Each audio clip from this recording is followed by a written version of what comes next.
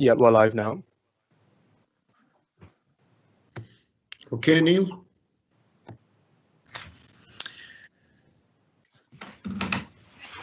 Yes, Chair. Just to start us off, I'll just take an attendance list, just so we can see who's present. I'll just call out your names if you indicate whether you're here. Councillor Hutchinson is obviously here. Councillor Parry. Yeah. Councillor Bowman. Present. I believe Councillor Campbell has put in her apologies. Councillor Sesford. Yeah. Councillor Crosby. Yeah. Councillor Gibson. Present. Councillor Lang. Yeah. Councillor Patterson. Present. Councillor Purvis. I don't believe we have Councillor Purvis, Chair. Councillor Roughhead. Present. Councillor Seymour. Present. Councillor Sharp. Present. Councillor Stowe. I'm here. I believe Councillor Wilson has put in his apologies, Chair. But if Nicola could just confirm that. Sorry, Chair. Yes, I have apologies from Councillor Campbell and Wilson, and Councillor Purvis did indicate during the last meeting that he had to leave. Thank you. Thank you. We'll go back to the agenda minutes of the last meeting, which was another AGM we had on the 26th of February. Do you all agree that they're correct? I haven't heard a no, so I presume it's all right. Thank you. Report from the Housing Officer. Statement of licensing policy. Yeah, thank you, Chair. Actually, before we start, just technicalities, there is a declaration of interest on the agenda. My apologies, Neil. You're correct. Declarations of interest, please. It's very quiet, so we'll carry on. Statement of licensing policy, please, Phil. Yeah, thank you, Chair. Report set out in front of you. We would ordinarily review our statement of licensing policy every 5 years. Again, for some of the reasons described around COVID, we're not able to effectively engage with the trade on our statement of licensing policy, so it has been agreed nationally that the normal sequence of a 5-year review does not need to take place. So there's a recommendation in here to Council, I suppose, to formally acknowledge that the current statement of licensing policy will continue to have effect. So that's the recommendation to Council, so at least it's then formally noted that the Council are continuing to operate with its current statement of licensing policy. There's one further thing I'd like to add, and apologies for doing this without discussing it with your Chair, or possibly Neil Masson, well, probably Neil Masson. It was a comment from Councillor Roughhead at the previous meeting of the Licensing and Regulatory Committee about the potential to do things via workshop, etc. So what we're saying here is we can't progress with our statement of licensing policy because we can't consult with the trade. I suppose theoretically nothing stops us bringing this back to the committee to start that debate with the committee on the current statement of licensing, and I suppose whether it is fit for purpose. And what we could do is, I suppose, bring that back rather than just over a single meeting, over either multiple meetings, so we look at individual parts of the policy itself, or, and I'm sorry, I'm not sure of the actual constitutional arrangements, whether it's to arrange a workshop to look at the policy itself, because again, this is a policy which obviously tries to guide our decision-making process around licensing. It is something the trade have an interest in, but equally as members, you are asked to apply this policy as part of your decision-making process when dealing with licensing applications. So it would be right and proper for us, I think, to engage and look at the policy in some detail to make sure that you think it gives you what you need as elected members and actually reflects, you know, the appropriate approach within Northumberland.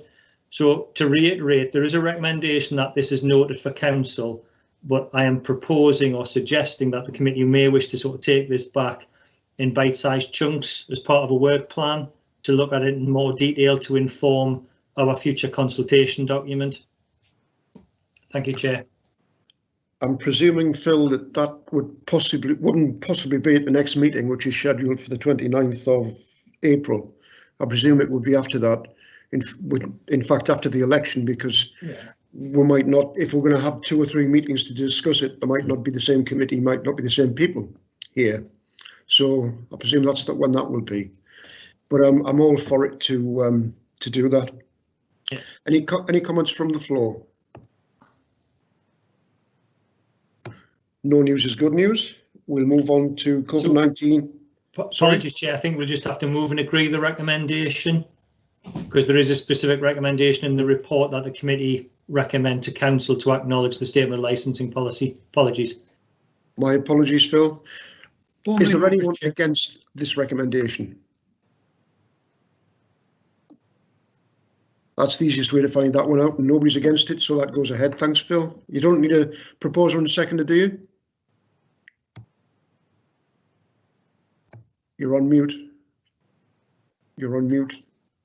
I think as there is a positive recommendation in there, Chair, I think we should just do a formal move, second, and vote. Okay, I'll formally propose it. Could I have a seconder, please? I'm happy to second it. Councillor Sharp was first on the button. We have Ken, we wanted to say something? No. Okay, Phil, we'll move on to COVID-19 and licensed premises, please. Committee will probably be pleased to hear. I'm not going to say much on this because I'm going to ask Darren Wilson to speak on this. Before I sort of just get into the report, just if I may, with your approval, Chair. For those who don't know Darren, Darren Wilson has been acting in an interim capacity as the Business Compliance and Public Safety Unit Manager, so one of my senior management team within public protection. I stress the word he has been acting, because what I'm pleased to actually advise the committee that as of Monday of this week, Darren was actually appointed to the substantive role of Business Compliance and Public Safety Unit Manager.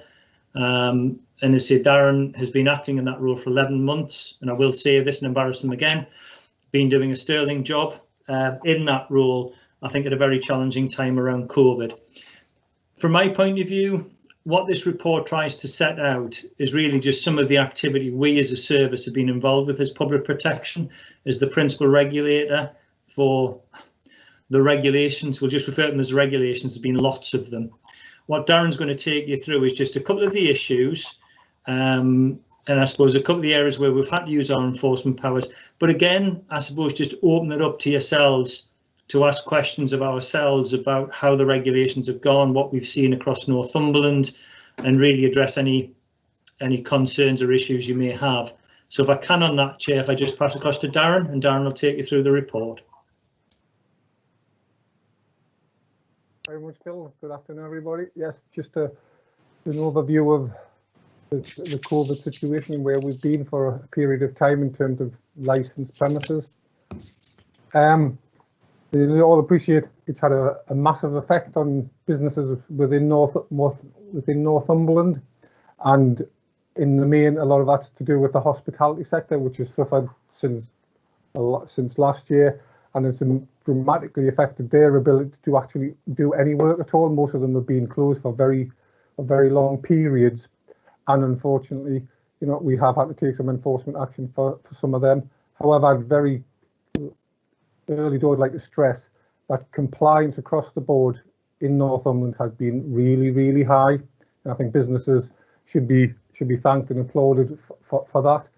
However, as you'll appreciate, they haven't been able to open. They've got open for a small period of time later on in last year in terms of the hospitality sector. We had numerous rules and regulations with that. But I think it's fair to say that they've suffered more than anybody else, and I think that's been reflected in the licence fees that's come into the council, which is probably certainly for hospitality, is probably down by 3/4. And that's because these businesses have just been, as I said, unfortunately closed. A lot of them have tried to diversify and do other bits and pieces with takeaway, etc. But it has been very difficult for them. So, you know, I think that has been really had a dramatic effect on people's livelihoods with that. Other parts of the work that we can appreciate that have been really struggled is the license for taxis. And obviously if people aren't going out then they're not being used, taxis haven't been as popular or as well used as they probably had been. And I think look at the figures that we've got across the board, you know, the number of drivers and vehicles who are licensed probably down at least a third across all sectors within Northumberland at the moment. So that again, a massive effect on it. And I think we've seen another part of the licensing scheme that income from it and the ability for businesses to trade has just fallen quite dramatically. And I think we can just try and support them as a public protection service in terms of advice and guidance that we give them in terms of the rules and regulations and what we can do to assist.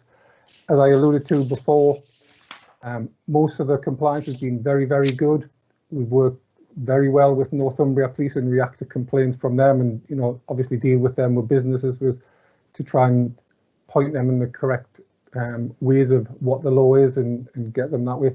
However, unfortunately, we have got enforcement powers, and we have had to issue a direction notice to a number of pubs in the southeast of Northumberland where they were basically trading, but when we went in and visits with the police, their COVID security wasn't as good as what it was, which created a public health risk.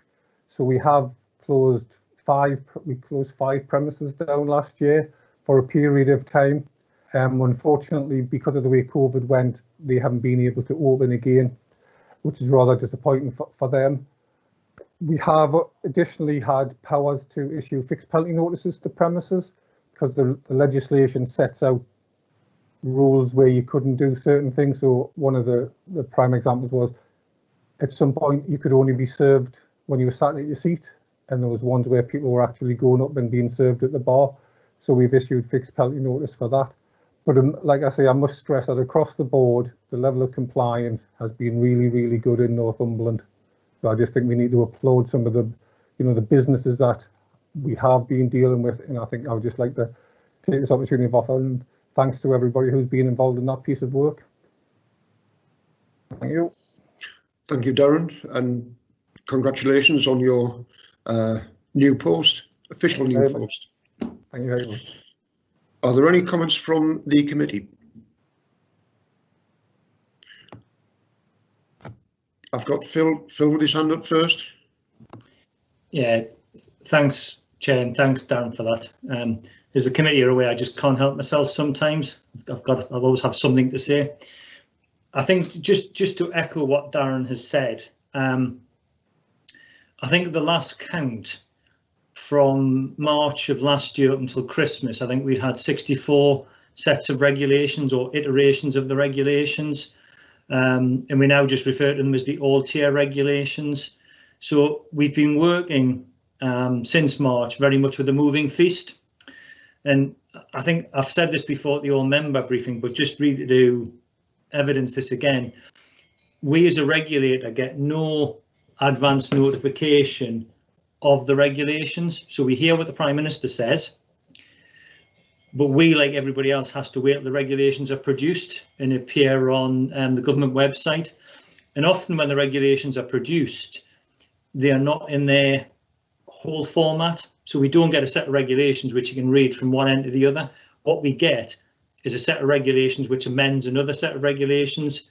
So you've got to sort of cross out one word to put in another word and replace and with is and all that sort of stuff. So very complicated. So when legislation changes or when we go into a new lockdown or whatever that arrangement is, it's not uncommon that if that change happens at midnight on a Wednesday, we won't actually see the regulations until about 5 o'clock on the Tuesday, and we're then expected to apply those regulations from the following day. And I think what we've seen, you know, just echoing what Darren said, is high levels of compliance. And what we're probably dealing with now are probably a lesser number of inquiries and complaints, but much more complex. And that's been the challenge for us. But I think to reassure the members, we have, you know, when we have taken enforcement, as Darren has suggested, whether that be close premises down or issue fixed penalty notices, that has been primarily or principally with a view to protecting public health. It hasn't been to carry out a simple punitive measure. It hasn't been to generate income. It has been for the purposes of protecting public health. And unfortunately, again, as Darren describes, many of these have been blatant breaches. They are not areas where it's slightly grey about could you open, could you not open. We have seen, and Darren alluded to it, one premises which actually had actually put in place a queuing system for the bar with signage, and I think it was blatantly obvious to everybody that you could only be served at your table. So we have reserved our enforcement to those circumstances where it is blatant and where it has been necessary to protect public health. I suppose the thing we're uncertain about at the moment, though, from the point of view of the committee and generally, we know that Boris Johnson will make an announcement, we believe on the 22nd of February, in terms of some form of a roadmap. But again, at this point in time, whilst we're in a national lockdown and many businesses are shut, we as an organisation, as a service, as a council, do not know what we're planning for. So we don't know what that roadmap will look like. So again, the service will go through a number of challenges in terms of trying to get to grips to that. Final comment, just to echo again what Darren has said, my service throughout this period of time has been, a significant contributor to actually regulation enforcement. We've had to flex the resources that we've got. The staff have all come forward as willing volunteers to do work in the nighttime economy, etc., etc. And that's generally meant flexing existing resources. We have, however, recently recruited 4 additional members of staff, and we're still trying to recruit some further members of staff for the transitional period. But this has been a huge challenge for the communities and residents of Northumberland in terms of how we respond to it. But I think, I just have to place on record how I suppose proud I am as a head of service of how my service has responded to this and how the individual officers have taken this forward. Thanks, Chair. Thank you, Phil. Very well said. I agree with everything you've said there about the staff. Fantastic. Councillor Sesford, you have your hand up. I have, Chair. I'd just like to agree with Darren and applaud those businesses in the sector who have followed the regulations throughout, and it's quite difficult as well. A lot of these, if I just talk about my particular town, and I'm sure it applies to a lot of other towns, these aren't easy buildings to put in COVID restrictions at times, so that people get served from the tables. Very awkward. And so some of the contraptions have come up with in some of these pubs are remarkable, and they work. They do actually work. So what it's shown is the willingness of these people to adapt and to provide. And so that's why I do wholeheartedly agree with Darren and applaud the businesses who have done that. And I'm pleased to say there is obviously a very high compliance. And the ones that don't comply, well, we've got a wonderful staff there to deal with them as necessary.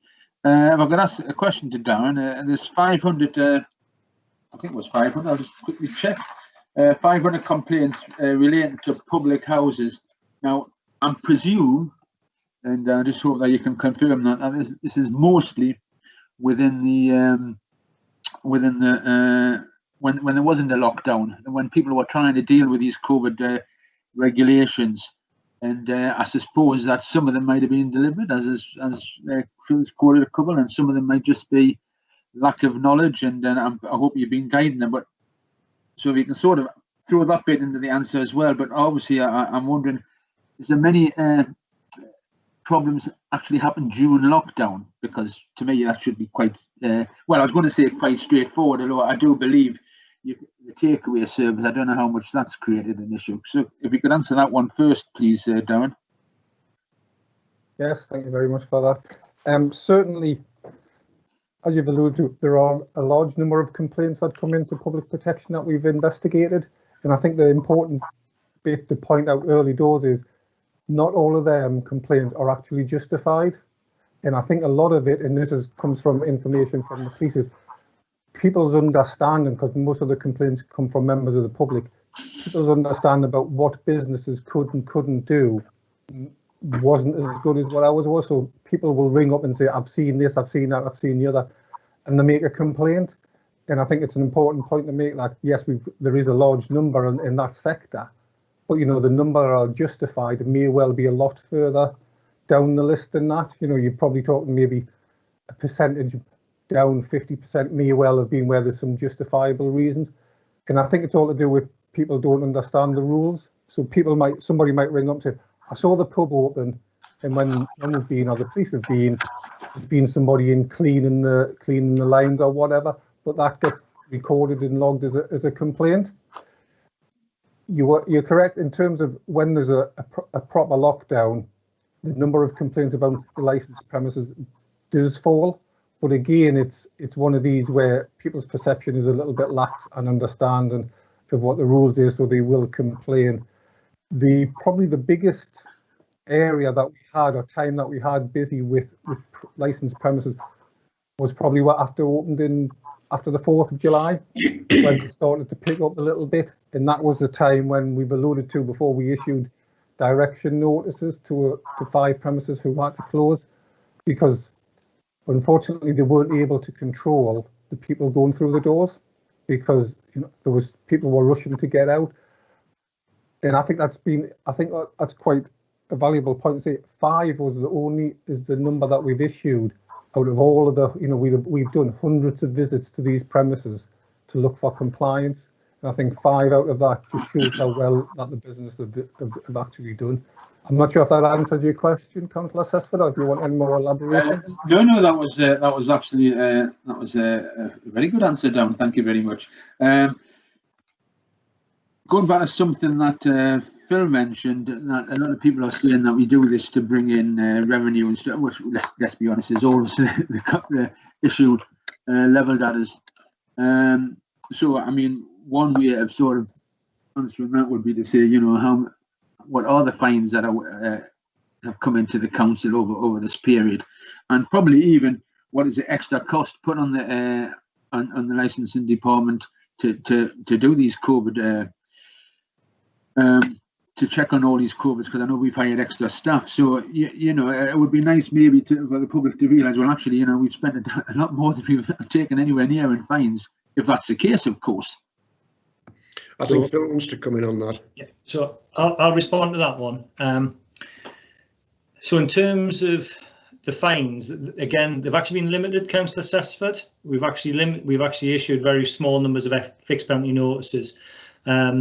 The ones that we've issued actually have been for £1,000. And again, that's for blatant breach of the regulations themselves. Now, I think one thing to stress is that when you issue a fixed penalty notice, it's no different to any other fixed penalty notice, whether that be dog fouling or otherwise. So the person on whom the notice is served has the ability to dispose of that matter by paying the fine. If, however, they contest it and don't pay it, they can then take it to court, and then the court will determine whether or not it was lawfully served and what the penalty should be, because the court deal with the substantive offence as opposed to just the non-failure of payment. Whilst we've closed 5 premises down and we've issued a number of fixed penalty notices, not one of those enforcement actions has been subject to appeal by the trade themselves. Now, that's not to say it couldn't happen, because there is a 6-month appeal window, but there is good evidence. We will always take a balanced decision, evidence-led, but we haven't had any challenges to date on any of the actions. But for the FPNs, it's £1,000 per fixed penalty notice. In terms of our costs, Councillor Sesford, basically what we've done in a lot of instances is stood down parts of the service and redirected staff. So we've tried to make the best use of the resource we've got, but I've done that right across the service. So the actual effort in terms of responding to COVID has been through trade and standards, it's been through licensing, it's been through our commercial team and other officers who volunteered to undertake weekend work. So that's been a shared workload. Where we have either incurred additional costs, then the local authority makes that claim back against the government in terms of additional cost. The additional staffing resource is actually being funded from, you'll recall the LA7 put forward a sort of proposal to the government back in October. On the back of that, we were allocated some funding across the LA7 for education enforcement. So we're actually using that money locally within my service to actually recruit the additional resources. So there will be some of it claimed back on the grant from national government, some is funded directly from grant, but a lot of the work we've done has really been through the existing resource and reallocating to different work streams and reprioritising our existing workload. Okay, but there's a very small addition to that, Chair, if I may. Is that all right? Yeah. I just want to clarify with Phil, please. Obviously, you go into these premises and you see some inappropriate actions, should we say. I'm working on the presumption that, of course, I think you called it the 3 E's or whatever it was you said once before, a few months back, which is basically you educate them and something, another 2 words begin with E. So that so what, you're not closing them down straight away. You're giving them warning. You're giving them a chance to put their house in order. And of course, they will also have to realise they're on sort of slightly shaky ground, because when they next apply for the licence, they're liable to have it contested if they've got this charge, shall we say, against them. So in terms of the E's, there's 4 of them. Oh, well. but yes, you're absolutely right. They refer to as sort of education engagement, enforcement, and education. Now, yes. That's 2 educations, Phil. Have I got 2 educations? I was right, there was only 3. No, there is 4. Phil, the 4th one is encourage. Encourage, that's what it is. Thanks, so that's always the approach we adopt. But as I say, in certain instances, we've gone straight to the 4th E, which is enforcement, because the breach has been so blatant and there's been such a significant risk to public health. So what we would actually do on a Monday morning, Monday afternoon, is we would sit down with Northumbria Police. We would look at the intelligence they had, the form of complaints they had. You'll be familiar with the public health dashboard, which is produced. We would look at the public health dashboard to see where we were seeing high instance rates of infection. We would triangulate all the information we had, and then we would send officers out to those areas where there was the greatest concern and the greatest number of infection rates within the community. So in some instances, using that, we would go to premises where, as Darren said, they were just not managed. You know, there's no social distancing, no masks being worn, nothing in place to actually reduce the risk. And we would use enforcement as our first option in those scenarios, but it was where it was extreme. In other instances, yes, we would definitely go through that, you know, encourage and educate and explain, etc., and then use enforcement. But, you know, as Darren says, in many instances, it's possibly been a lack of understanding, because the business community has generally been compliant and highly compliant. It's unfortunately only the small minority which have created the problems for us across that time. Many thanks. Thank you. Move on to Councillor Bowman. Thank you, Chair. Phil actually answered one of my questions. Thank you very much. I just wanted to make a comment about those who had blatantly put the public at risk.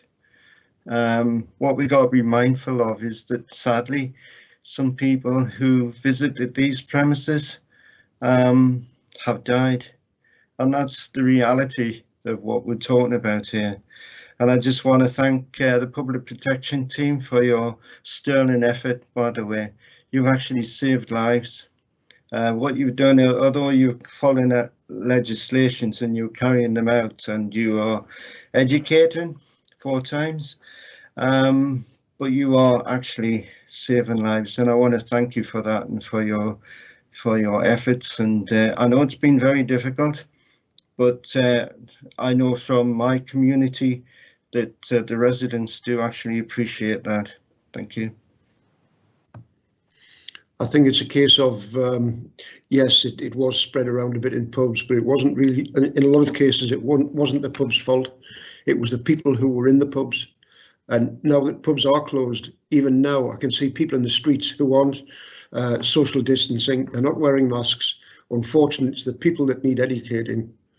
That's my take on that sort of thing. Are there any more? We've got Phil back. I think just to echo what you've said there, Chair, businesses can do so much, but you've only got to look back 2 weeks where the police, I mean, we worked with the police, but the police obviously led on this. The police prevented an illegal rave taking place in Northumberland, where we believe in excess of 1,000 tickets had been sold for a rave in Northumberland. So you have to question, you know, the mentality of people who are prepared to come together in such large groups when the risks, and as Councillor Bowman has said, you know, the ultimate risk is death, are still prepared to come together and do that. And that's unfortunately what sometimes we're up against, that a small proportion are creating significant risk and have probably extended the period, you know, through which we are still facing challenges. Thank you for that. That wouldn't happen to be in Councillor Gibson's area, was it? No, it was not. I believe there was an attempted one there in that vicinity somewhere. Right, any more hands? I see no more hands, so that leaves us to date and time of the next meeting, which allegedly is the 29th of April. So there's no other urgent business. Thank you all for attending. Go home, you're home already. Stay safe. Stay at home. Thanks, Ian. Okay, I'll see some of my colleagues later on at the next meeting. Cheers.